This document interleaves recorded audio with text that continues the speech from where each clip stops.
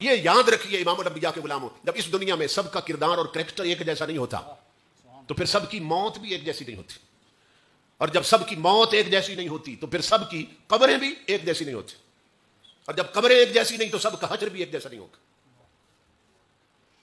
آپ سنتے ہیں نا بھی قیامت کے دن تکڑیاں لگیں گی، اور قرآن میں والوزن یومئذ الحق، قیامت کو تکڑی ضرور لگنی ہے، تول ضرور ہونا۔ مگر محدثین اور صوفیہ فرماتے ہیں تکڑیاں لگیں گی، مگر دو قسم کے لوگ ایسے ہیں جن کے لیے میدان قیامت میں تکڑی نہیں لگے گی، کیونکہ سب کا کردار ایک جیسا نہیں۔ تکڑیاں لگے گی ہم جیسوں کے لیے، ایک خوش بخت ترین طبقہ ہے جن کے لیے تکڑی نہیں لگے گی، اور دوسرا بدبخت ترین طبقہ ہے جن کے لیے تکڑی نہیں لگے گی۔ یہ سنیے غور سے، سب کے معاملات ایک جیسے نہیں ہوتے ہیں۔ وہ بدعقیدہ لوگ جب آخرت اور عاقبت کی بات کرتے ہیں، وہ جس مرحلے سے گزارتے ہیں نا گناہگاروں کو، اسی مرحلے سے نبیوں اور ولیوں کو بھی گزار دیتے ہیں، اور یہ فرق نہیں کرتے کہ ان کا کردار اور ہے اور ان کا اور، ان کا مقام اور ہے ان کا اور۔ امام الانبیاء کے غلاموں، ایک خوش بخت ترین طبقہ جس کے لیے تکڑی نہیں لگے گی، کون؟ کہ جن کے نامہ اعمال میں صرف نیکیاں ہوں گی، گناہ کوئی نہیں ہوگا، گناہ ہی نہیں ہوگا نامہ اعمال میں۔ تو تکڑی تو اس لیے لگانی ہے کہ کچھ اس پلڑے میں رکھیں کچھ اس پلڑے میں، تو دوسرے پلڑے میں رکھنے والی شے ہی کوئی نہیں، ان کے لیے تکڑی نہیں لگے گی۔ یہ بات سمجھ میں آ رہی ہے؟ کتنے خوش بخت ہوں گے جن کے نامہ اعمال میں صرف نیکیاں ہیں، گناہ ہی کوئی نہیں، تو دوسرے پلڑے میں رکھنے والی شے کوئی نہیں، اس لیے تکڑی نہیں لگے گی۔ اور دوسرا طبقہ جو بدبخت ترین ہوگا، ان کے لیے بھی تکڑی نہیں لگے گی، کون؟ کہ جن کے نامہ اعمال میں صرف گناہ ہوں گے، نیکی کوئی نہیں ہوگی، ان کے لیے بھی تکڑی نہیں لگے گی۔ لیکن اس لیے عرض کیا کہ سب کے حالات ایک جیسے نہیں ہوں گے۔ جب یہاں سب کا کردار ایک جیسا نہیں تو سب کی موت ایک جیسی کیسے ہو سکتی ہے؟ امام الانبیاء کے غلاموں، کچھ کے لیے موت زحمت بن جاتی ہے، مصیبت بن جاتی ہے، کچھ کے لیے موت رحمت بن جاتی ہے، اللہ کا انعام بن جاتی ہے۔ امام الانبیاء فرماتے ہیں تحفۃ المؤمن الموت، اللہ رب العزت مومن کو موت تحفے کے طور پہ دیتا ہے، مومن کو موت گفٹ کے طور پہ دی جاتی ہے، تحفے کے طور پہ اللہ کی طرف سے۔ اور اگر آپ احادیث کا مطالعہ کریں تو اس دنیا سے جب اللہ رب العزت اپنے خاص پیارے بندوں کو نکالتا ہے نا اگلی دنیا کی طرف، تو قبر تک پہنچنے سے پہلے اسے دو تحفے دیے جاتے ہیں،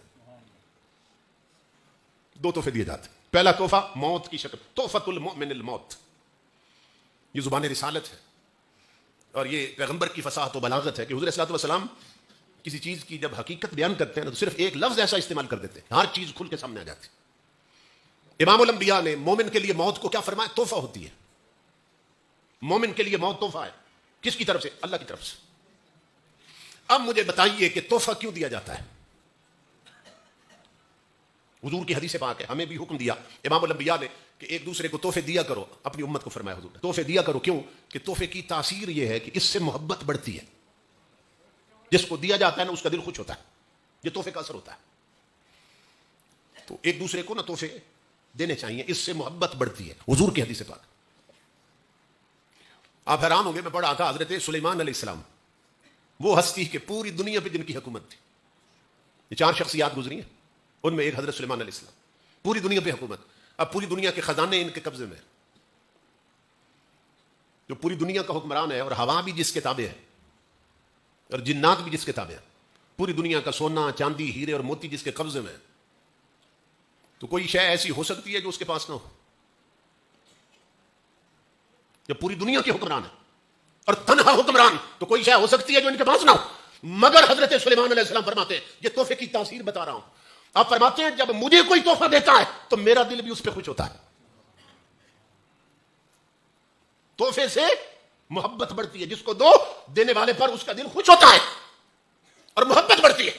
اب امام الانبیاء فرماتے ہیں اللہ مومن کو موت تحفے میں دیتا ہے، اور تحفے سے محبت بڑھتی ہے۔ وہ حیرت کی بات، بندہ بندے کو تحفہ دے تو محبت اور بڑھ جائے، اور رب اپنے ولی کو تحفہ دے اور وہ مٹ جائے۔ وہ کتنے نادان ہیں جو سمجھتے ہیں موت مٹانے آتی ہے اور نبی اور ولیوں تک پہنچ جاتا ہے۔ تو امام الانبیاء کے غلاموں، موت مٹانے نہیں آتی۔ اب انبیاء اور مرسلین تو بہت اونچے لوگ ہیں نا، 6 قسم کی ذوات قدسیات ایسی ہیں، 6 قسم کی، حدیث رسول میں، کہ انہیں جس طرح قبر میں رکھ دیا جاتا ہے قیامت تک مٹی کو جرت نہیں کہ ان کے جسم کو کھا سکے. نمبر 1 الانبیاء، مرسلین اور انبیاء، ان کے جسم سلامت رہتے ہیں قبروں میں. نمبر 2 والعلماء، علماء ربانیین، علماء حق، اپنے علم پہ عمل کرنے والے لوگ جن کا عقیدہ بھی صحیح، عمل بھی صحیح. امام الانبیاء فرماتے ہیں جس طرح قبروں میں رکھ دیے جائے قیامت تک ان کے جسم سلامت رہتے. نمبر 3 والشہداء، وہ شہید جو اسلام کی عظمت کے لیے کٹ جائیں، جن کی شہادت کا مقصد حضور کے دین کی سربلندی ہے، دین کو زندہ کرنا، جو دین کے لیے کٹ جائیں. لیکن ہمارے ملک کا حال یہ ہے، یہاں شہادت کی ایک نئی قسم نکال لی ہے سیاسی لوگوں نے، شہدائے جمہوریت، جو کرسی کے لیے مر جائے، جو ہوس اقتدار میں مر جائے، جو عورت نامحرموں میں دھکے کھاتی مر جائے وہ بھی شہید. چنگیز خان شہید، ہلاکو شہید ہے، میرے وطن میں چور اور ڈاکو شہید ہے. یہاں تو فکر ہی نرالی ہے، شہادت کی ایک نئی قسم گڑھ لی انہوں نے. حدیث میں امام الانبیاء جن شہیدوں کی بات کر رہے ہیں وہ ہیں جو جیے تو حضور کے لیے، مرے تو حضور کے لیے، جن کا جینا مرنا شریعت کے لیے تھا، احیاء اسلام کے لیے، تحفظ ناموس رسالت کے لیے. امام الانبیاء فرماتے ہیں جیسے رکھ دیے جائیں قیامت تک اسی طرح جسم سلامت رہتے. اور امام الانبیاء کے علماء اگر مثال نہ دوں تو زیادتی ہوگی. اسی دور میں ہم نے ایک بندہ دیکھا ویل چیئر پہ بیٹھنے والا، اپنا اور بیگانوں نے مانا کہ وہ جیا بھی رسول کے لیے اور مرا بھی رسول کے لیے. آپ دیکھتے ہیں امام الانبیاء کے غلاموں، یہاں وڈیرے مر جاتے ہیں، جاگیردار مر جاتے ہیں، افسر مر جاتے ہیں، ڈاکٹر انجینئر مر جاتے ہیں، بریگیڈیئر جنرل مر جاتے ہیں، وزیر اور بادشاہ مر جاتے ہیں. آپ دیکھتے ہیں کہ ان کے ناک سے بلیڈنگ شروع ہو جاتی ہے، خون نکلتا ہے، اور میتوں کے ناک میں روئی ٹھوسی ہوئی ہوتی ہے، منہ ٹیڑے ہو جاتے ہیں، سر سے کپڑا گزار کر نا نیچے چھوڑی سے گزار کر باندھ دیے جاتے ہیں، منہ کھل جاتے ہیں، شکلیں بگڑ جاتی ہیں، یہاں سے گندی رطوبت اور جھانگ نکلنے لگتی ہے میت کے منہ سے. امام الانبیاء کے غلاموں، دنیا نے دیکھا کہ وہ شخصیت جس کا جینا مرنا حضور کے لیے تھا، جو خود تو بیٹھا رہا مگر کروڑوں عاشقوں کو چلنا سکھا دیا اس نے، جس کا جینا مرنا حضور کے لیے تھا. دنیا نے دیکھا 3 دن تک ان کا جسد خاکی پڑا رہا، نہ ناک میں روئی ڈالی گئی تھی، نہ منہ باندھا گیا تھا. سمجھ رہے؟ امام الانبیاء کے غلاموں 3 دن جسد خاکی آتے کا پڑا رہا، اور تیسرے دن جب جنازہ اٹھا تو اربوں انسانوں نے دیکھا کہ آج بھی اس کا چہرہ گلاب اور موتی کو شرما رہا تھا. اسی لیے کسی نے کہا ہے نور آنکھوں میں تو چہروں پہ اجالے ہوں گے، مصطفیٰ والوں کے انداز نرالے ہوں گے. امام الانبیاء نے فرمایا تیسرا طبقہ شہداء. نمبر 1 کون؟ الانبیاء. نمبر 2 والشہداء والعلماء. نمبر 3 والشہداء. نمبر 4 والحفاظ، وہ خوش بخت لوگ جو قرآن پاک حفظ کرتے ہیں، حافظ بن جاتے ہیں، قرآن جو قرآن کے حافظ بن جاتے ہیں. قبر میں رکھ دیے جائیں تو پھر قرآن ہی ان کا محافظ بن جاتا. جس طرح جسم رکھ دیے جائیں اسی طرح جسم سلامت رہتے. یہ سنتے جائیں آپ. حدیث پاک میں ہے کہ جب اذا مات حامل القرآن، جب قرآن والا فوت ہوتا ہے، قرآن والا، یہ سنیے حدیث کے لفظ، ناول پڑھنے والا نہیں، رومانٹک میگزین پڑھنے والا نہیں، اخبار جہاں پڑھنے والا نہیں، فلمی رسالے پڑھنے والا نہیں. اذا مات حامل القرآن، آقا فرماتے ہیں جب میرے قرآن والا فوت ہوتا، قرآن پڑھنے والا پڑھانے والا فوت ہو جاتا ہے، اس کا جنازہ اٹھا کر جب قبر کی طرف لے جا رہے ہوتے ہیں تو ابھی اس کے جسد خاکی کو قبر میں نہیں رکھتے کہ اللہ رب العزت قبر کی مٹی کو آواز دینے لگتا، آواز دیتا ہے اور کیا فرماتا ہے؟ لا تاکلی لحمہ، خبردار ہے قبر کی مٹی جو تیرے اندر آ رہا ہے اس کا جسم نہیں کھانا ہے. بڑے بڑے مر جاتے ہیں مگر وہ قبر کی مٹی کو آواز نہیں دیتے. Brigadier, doctor, engineer, class one officer, وڈیرے، جاگیردار، نواب زادے، بادشاہ اور وزیر اعظم مرتے ہیں، وہ قبر کی مٹی کو آواز نہیں دیتے. یہ کون جا رہا ہے قبر میں کہ ابھی پہنچا نہیں اور مٹی کو پہلے ہی پیغام آنے لگ، مٹی کو پہلے ہی آواز آنے لگ، آرڈر دیا خبردار اس کا جسم نہیں کھانا جو تیرے اندر آ رہا ہے. اب دیکھیں نا، جواب یہ بنتا تھا، قبر کی مٹی عرض کرتی مولا اب جو میرے اندر آ رہا ہے، جب تیرا حکم ہے کہ اس کا جسم نہیں کھانا تو مجھے معلوم ہو گیا کوئی تیرا پیارا آ رہا ہے میرے اندر، کوئی تیرا محبوب آ رہا ہے, تیرے پیارے کا کوئی غلام آ رہا ہے, اب میں جسم نہیں کھاؤں گی. لیکن قبر کی مٹی پلٹ کے اللہ کو یہ جواب نہیں دیتی. قبر کی مٹی اللہ کو کیا جواب دیتی ہے؟ اللہ فرماتا ہے اس کا جسم نہیں کھانا. وہ کیا کہتی ہے؟ وہ کہتی ہے کیف آکل لحمہ وکلامک فی جوفہ. مولا میں اس کا جسم کھا کیسے سکتی ہوں جس کے سینے میں تیرا قرآن رہتا تھا. یہ قبر کی مٹی جو جواب دے رہی ہے اس پہ غور کریں. میں اس کا جسم کھا کیسے سکتی ہوں جس کے سینے میں تیرا قرآن رہتا تھا, جس کی زبان پہ تلاوت قرآن رہتی تھی. اس کا مطلب یہ ہے امام الانبیاء کے غلاموں, ہم قبرستانوں میں جائیں نہ جائیں, قبرستانوں کی مٹی بھی جانتی ہے میرے اندر کملی والے کا غدار آ رہا ہے یا وفادار آ رہا ہے. قبرستانوں کی مٹی کو بھی خبر ہوتی ہے میرے اندر کون آ رہا ہے, ناول پڑھنے والا آ رہا ہے یا مصطفیٰ کا قرآن پڑھنے والا آ رہا ہے. تو مٹی کو بھی خبر ہو جاتی ہے. تو قبریں ایک جیسی نہیں ہوتی ہیں. تو امام الانبیاء فرماتے ہیں والشہداء اور والحفاظ, انبیاء کے جسم سلامت رہتے ہیں, علماء کے جسم, علماء حق ان کے جسم سلامت رہتے ہیں, شہداء کے جسم سلامت رہتے ہیں, حفاظ ان کے جسم سلامت رہتے ہیں. قربان جائے حضور کی رحمت. امام الانبیاء جانتے تھے کہ اب نبی تو میرے بعد بن کوئی نہیں سکتا, نبوت تو حضور پہ ختم ہو چکی, اور عالم بننا بھی آسان نہیں ہے, ہر کوئی عالم بھی نہیں بن سکتا. اسی طرح ہر کوئی شہید بھی نہیں ہو سکتا, اور یہ حکمران رہے تو شہید کوئی نہیں ہوگا کیونکہ جہاد ہی ختم کر دیا جائے. امام الانبیاء کے غلاموں, ہر کوئی حافظ بھی نہیں بن سکتا, یہ بننا بھی آسان نہیں ہے. قرآن کے ایک ایک لفظ اور حرف پہ پہرا دینا پڑتا ہے. زیر کی زبر نہ پڑھ لیں, زبر کی زیر نہ پڑھ لیں. امام الانبیاء کی رحمت دیکھیے, فرمایا اگر بات یہاں ختم کر دی میں نے تو میرے بہت سے امتی مایوس ہو جائیں گے کہ ہم نہ عالم بن سکے, نہ شہید ہو سکے, نہ حافظ بن سکے. تو آقا نے ہماری جھولی تو خالی چھوڑ دی, تو ہمیں تو کچھ نہیں دیا حضور نے. امام الانبیاء بتا رہے نہیں, میں سب کے لیے رحمت بن کے آیا ہوں, میں کوئی نہیں چھوڑوں گا جس کی جولی میں میری خیرات نہ ہو. قربان جائے آقا کی رحمت پر. اب پھر کتنی لچک پیدا کر دی حضور نے.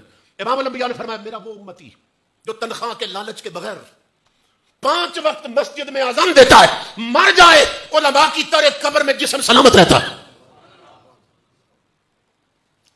اذان دینے والے ثواب کی نیت سے, ثواب کی نیت سے, تنخواہ کے لالچ کے بغیر.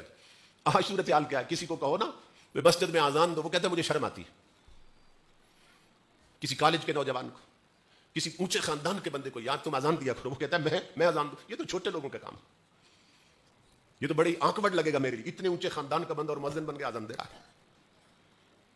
تو ہمیں معیوب لگتا ہے اذان دینا. ہمارے جوانوں کو گانا گاتے ہوئے شرم نہیں آتی, پب اور کلب میں ناچتے ہوئے شرم نہیں آتی, ٹچ موبائلوں پر انڈیا کی فلمیں دیکھتے شرم نہیں آتی. ہاں اذان دیتے ہوئے انہیں شرم آتی ہے کیونکہ دین سے کوئی رابطہ اور تعلق نہیں رہا. امام الانبیاء فرماتے ہیں جو اذان دیتا ہے, اذان صرف ثواب کی نیت سے, اس کا جسم قبر میں رکھ دیا جائے, قیامت تک جیسے رکھا جائے سلامت رہتا. اس لیے میرے آقا کے غلاموں, موقع ملے تو اذان دیا کرو, اذان دیا کرو. حضرت علی المرتضیٰ فرماتے ہیں میری ایک حسرت تھی, اتنی بڑی ہستی, فرماتے ہیں میری ایک حسرت تھی کہ کاش میرے بیٹے حسن حسین مسجد نبوی کے مؤذن بن جاتے. فاروق اعظم جیسا جو بندہ مراد رسول بھی ہے, داماد بطول بھی ہے, آپ فرما رہے ہیں فاروق اعظم کہ اگر مجھے مؤذن بنا دیا جاتا تو میں زندگی بھر جہاد نہ بھی کرتا تو مجھے کوئی طلب پیدا نہ ہوتی. اذان دینا اتنا بڑا عمل ہے. آج یہ حدیث رسول ہے.